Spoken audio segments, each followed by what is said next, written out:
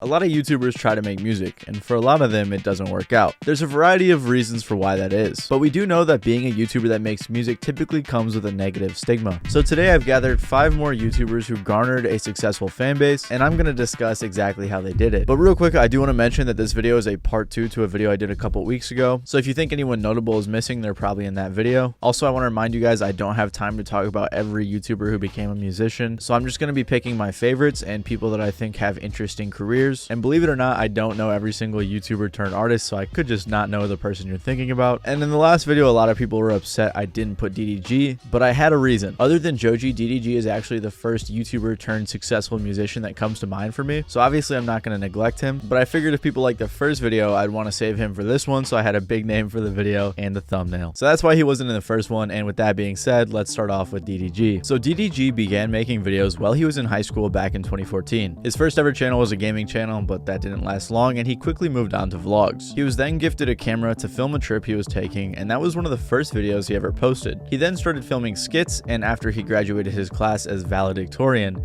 he went to college and began making vlogs. DDG said he was just having fun with it and he wasn't really trying to blow up. However, all of that would change when he reacted to the song Itchy Ma by Keith Ape. He made this reaction in 2015 and it really kickstarted his career. He gained tens of thousands of subscribers and really saw the potential in YouTube. When he was going to college, he started filming vlogs with his girlfriend at the time, and he made a lot of videos with her, especially pranks, and those helped him to begin blowing up even more. Around this time, he also started posting songs, some diss tracks, some serious songs, and some funny songs. Once he started making money, he dropped out of school and pursued YouTube. At this point, DDG was really a YouTuber that did everything. He did vlogs, gaming, reactions, pranks, and a lot more. People loved his personality and really connected to him, so he developed a huge fan base. He continued posting music, and in 2017 posted his Lil Yachty diss track, which went viral and became one of his biggest videos. DDG did a bunch of diss tracks for fun, as it was the diss track era of YouTube. It was also around this time that the adpocalypse hit, and DDG wanted to find a more secure path, which he thought was music, so he decided to take it more seriously. He then made a separate YouTube channel for his music and began uploading songs. He said he's always been into and around music. His dad was even an engineer and had a home studio, but DDG really started taking music seriously in 2017. He started collaborating with well-known artists like Famous Dex, Young Nudie, G Herbo, and more. He released an album called Take Me Serious, which made it pretty obvious that he was serious about becoming a legitimate rapper. He started posting his music on WorldStar to help establish himself as a real artist. He continued posting music, dropped an album called Valedictorian, and then in 2020 he released his hit song called Moonwalking in Calabasas. But something was holding him back as a rapper, or at least that's what he thought. DDG has always been very open about how he thinks that being a YouTuber can mess up his image as a rapper, and it seemed like he was very disheartened about it. So when they see me going for music seriously, they like, he just a little goofball. He just, whatever.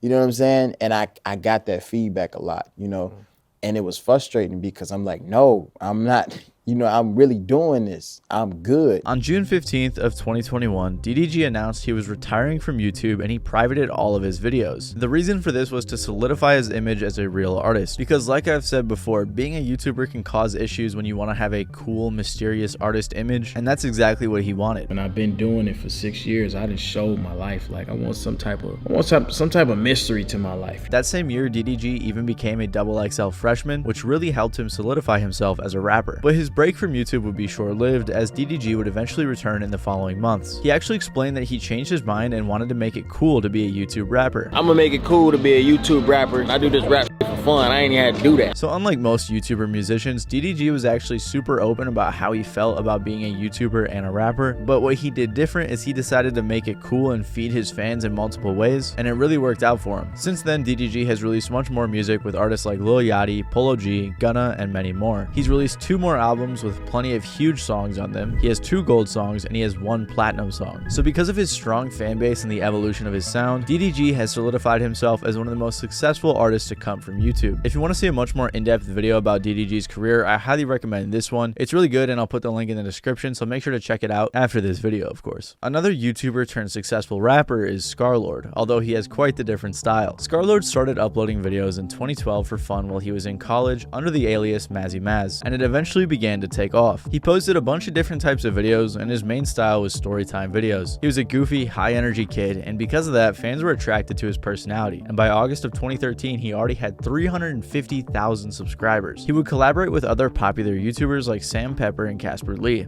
Hey, it's Maz, guy with the white chin, and today I'm joined with Casper Lee. I love this guy so much. He did a bunch of other types of videos like skits, challenges, and stuff like that. Pretty much what everyone else was doing on YouTube at the time. Maz also had a vlog channel that was pretty successful as well. But while he was doing YouTube, he was actually very interested in music. He started a new metal band called Myth City in 2014 while he was still doing YouTube, and he was the lead vocalist. The band wasn't crazy successful, but they were able to do 2 tours throughout the UK, and this was the first time you could hear his signature yelling vocals. And in my opinion, the band was actually pretty good, and it's a shame they stopped putting out music. Myth City had some mixed reactions from Mazzi fans, with many being surprised to hear their always smiling YouTubers screaming on tracks. But what a lot of people don't know is that he started making music in 2014, even before his band, and it was very different from his style today. His first album was called Internet Kid, and it was a much more laid-back style of rap, but he wouldn't start releasing music under the alias Scarlxrd until 2016. However, he continued on with YouTube and grew his channel to over 700,000 subscribers by late 2015. He then started releasing music as Scarlxrd in 2016, but it wasn't the yelling style he does today. It was more of a regular rap type of sound. But mid-2017 is when he really started evolving into the trap metal type of sound that he does today. He did a little here and there beforehand, but when he released his album called Chaos Theory, he really found his sound. The song Heart Attack off that album blew up, and to this day is one of his biggest songs. His next album, Lord's Season, also featured another one of his biggest songs, 6 Feet, so it was clear that Scarlxrd really found his groove. He continued releasing music and created a very strong fan base. It was also in the beginning of 2017 when he removed all of his videos and fully committed to Scarlxrd, a move that we've seen many other YouTubers turned musicians do. He said in an interview with Noisy that Scarlxrd is the most brutally honest version of myself. I used to make YouTube videos and that was soul destroying. So it seemed like that happy-go-lucky personality he was putting on in his videos wasn't who he really was. But in the end, it all worked out. And although you can find a bunch of his videos on archive channels, Mazzi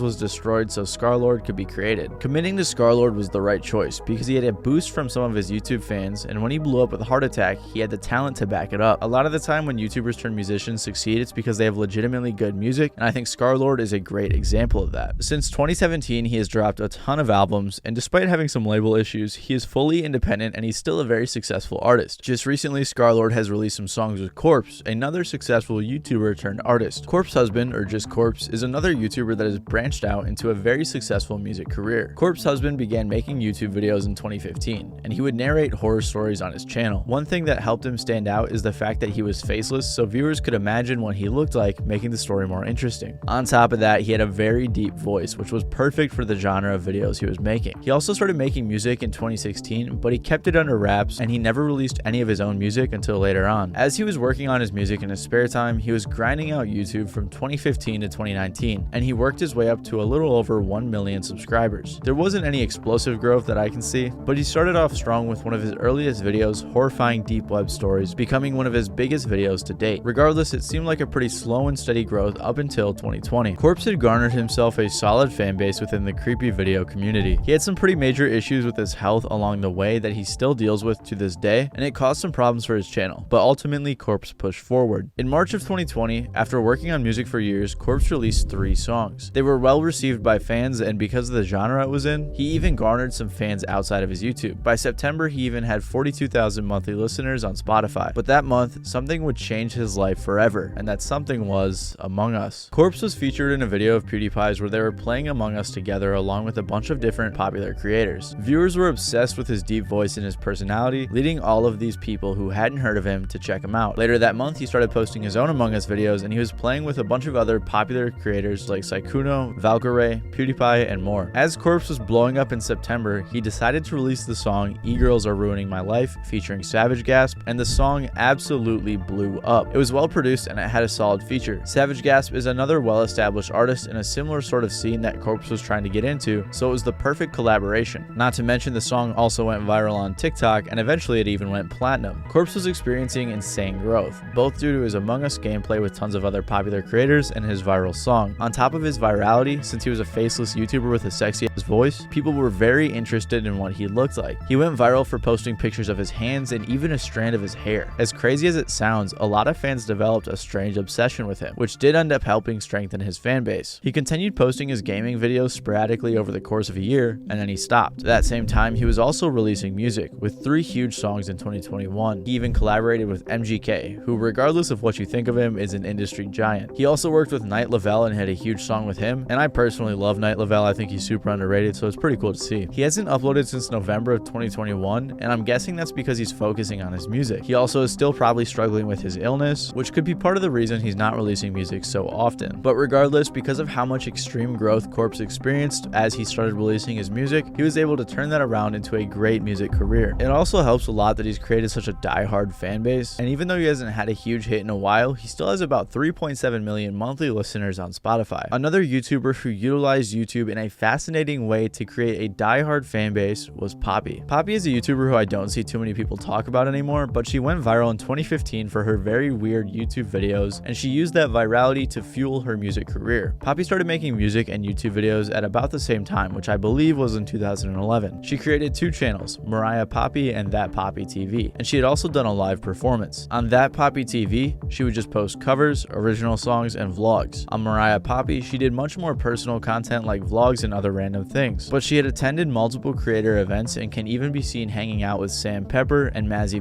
aka Scarlxrd. She also performed at Playlist Live in 2013 and other YouTube related events like VidCon. This is her first performance ever. So let's give her some love. Give it up for Poppy. Around this time, Poppy also had about 25,000 subscribers on YouTube and was seemingly pretty involved in the community. In 2015, Poppy signed to Island Records and released her debut EP and single the following year. Her time at this record label wasn't good, and she said she was in a bad deal. They wanted her to be a cookie-cutter artist, which she obviously didn't want. Meanwhile, in late 2014, Poppy's channel was wiped and she started over with a new character. She started making these really weird skits. I don't really know what you would call them. I believe that everything's okay. She was trying to create an image and a character to help promote her music. Her label wasn't a fan of these videos, but little did they know that this is what would make her career. Not long after posting these videos did she go viral for videos like I'm Poppy, where she just said I'm Poppy for 10 minutes straight. A lot of the videos seemed nonsensical and were somewhat eerie, but after a while it seemed like there was a deeper meaning and a storyline. They seemed like critiques of the music industry, record labels, and the internet. She would even stay in character for the most part in the majority of her live interviews. Tons of YouTubers like PewDiePie covered these videos, helping her get a lot more attention. In 2017, she released her debut album, Poppy Computer, and it performed fairly well. Anyways, she continued posting her videos for a while, sprinkling in her own original music here and there, which really helped to promote her music, especially because it was pretty good. She was growing rapidly and she hit 1 million subscribers in 2017. She began touring, releasing more music, and creating a solid fan base. Poppy kind of took the same approach as Aries, who I covered in my last video, where they both created content on YouTube as a way to promote their own music. The only difference is that their content is wildly different. Anyways, Poppy continued posting her skits and then released her next album, Am I a Girl, in 2018 with features from Diplo, Grimes, and more. After the release of this album, she began to stop uploading her skits regularly, most likely because there was an issue with her image. She had a big bump in her career when Poppy and her manager, Titanic Sinclair, were sued by someone named Mars Argo. Mars Argo was an artist like Poppy who had been doing the same promotional strategy and was also managed by Sinclair, but they were dating, and when they broke up, Sinclair picked a new artist into the exact same thing. That new artist was obviously Poppy. She also said that Sinclair was extremely abusive and provided a good amount of proof. She hit him and Poppy with a lawsuit, and Poppy released a statement that made it seem like she was playing victim. She also released a couple of videos seemingly mocking the situation. Many fans took Mars Argo's side in the situation, but since that's happened, Sinclair and Poppy have split, and she said that she too was manipulated by him. But despite all the bumps in the road, because Poppy was able to use her weird skits to garner a loyal fan base, I think it's safe to say she has a successful music career. She has 1.7 monthly listeners on Spotify, millions of streams on her songs, and a very strong fan base. Poppy stopped releasing her skits for the most part, fully committed to her music, and has released multiple successful albums, EPs, and songs since her YouTube days. Personally, I think her music is pretty good, and the way that she utilized YouTube to promote her music is very unique and interesting compared to anyone else I've covered, so I think it's fair she deserves a spot in this list. Another person who's utilized YouTube in a unique way to make and promote music is Softwilly. Softwilly is an interesting case because because him and his YouTuber friends have made some songs, albums, and EPs on Discord that are actually really good, and they collaborate with real artists in the same genre. Fans love these songs, and the fans of the genre do as well, but I wouldn't say they're all super successful, at least compared to most of the artists on this list. However, what they do is super creative, and I could see some of them blowing up. Also, I even had some of their songs in my playlist, and I didn't even know that they made YouTube videos. I just thought that they were like regular songs, so I think that's a good sign. Let me explain. Softwilly began posting YouTube videos in 2015, but he found his groove in 2018 by making Discord meme videos. If you don't know what Discord meme videos are, here's an example. This is my last mango pod. Please, bro, please. No, bro. What the hell is going on in here? He continued doing this for a while and hit 100,000 subscribers in May of 2019. He then branched out from that content and started doing different types of videos on Discord like Discord Jeopardy or Discord talent shows. But what really set him off and helped him explode in popularity were his videos like Guess That Song on Discord or 30 Minutes to Write a Song in Discord. Him and his friends would get together over Discord and do music-related challenges, which fans seemed to love. Throughout his YouTube career, he had also released 2 meme songs, which isn't too crazy or unexpected from a meme channel, and 1 serious song that's now deleted. Anyways, he continued posting his Discord related content and hadn't released too many music related videos in a while. But then on August 20th of 2021, he released a video called Me and the Boys Made the Best Album on Discord. I challenge professional rappers to make music with my friends. 4 groups, 4 songs, 1 hour. He had done a similar thing before, but it was just 1 song, and it wasn't nearly as popular as the album they would make. Basically, Softwilly would gather his friends, get some actual artists, put them in a Discord call, and they would make songs together. Some of the real artists that they collaborated with were Sad Friend, Xanakin Skywalk, One and Only, Satori Zoom, Do Not Resurrect, and more. Some of the creators he works with include packgod,